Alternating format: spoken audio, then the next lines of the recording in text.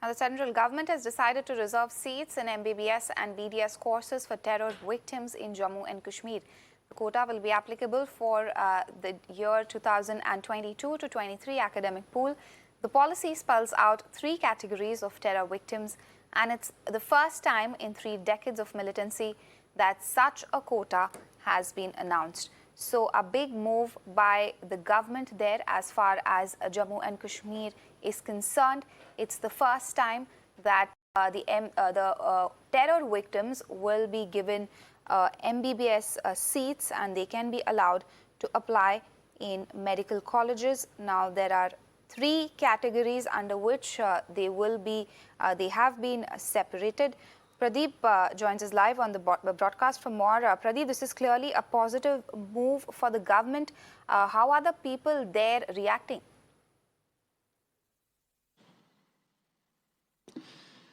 Very positive move, and for the first time this thing has happened in the last 33 years, because in the past we have seen that government used to pursue policy of incentivization of terror.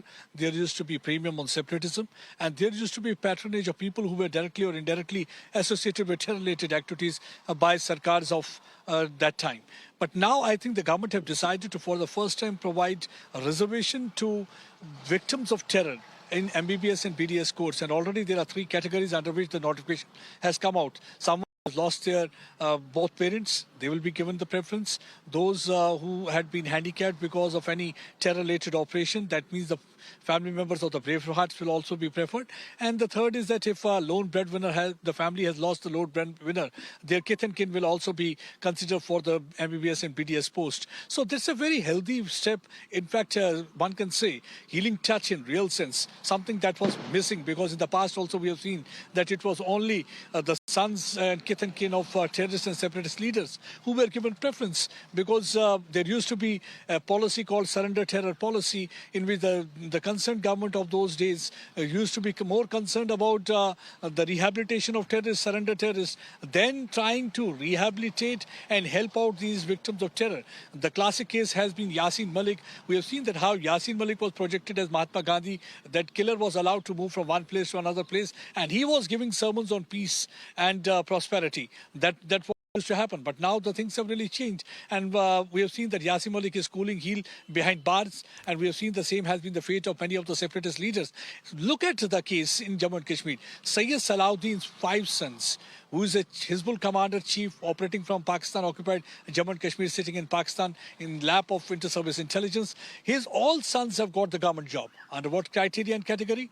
No one knows. But nobody used to think about these victims of terror. But for the first time, the government has initiated this step, and they will be getting preference, and they will be reserved. Their seats will be reserved in the BDS and MBBS courts. So that's a very healthy sign. And obviously, everybody is feeling good, because that's like empowering them, providing them healing touch and wiping out their tears, because they are the one who had suffered a lot because of Pak-sponsored terrorism for the last 33 years. Everybody knows that how they had been targeted. Someone because he was a Hindu, someone because he was Hindustani, someone who was standing for Hindu.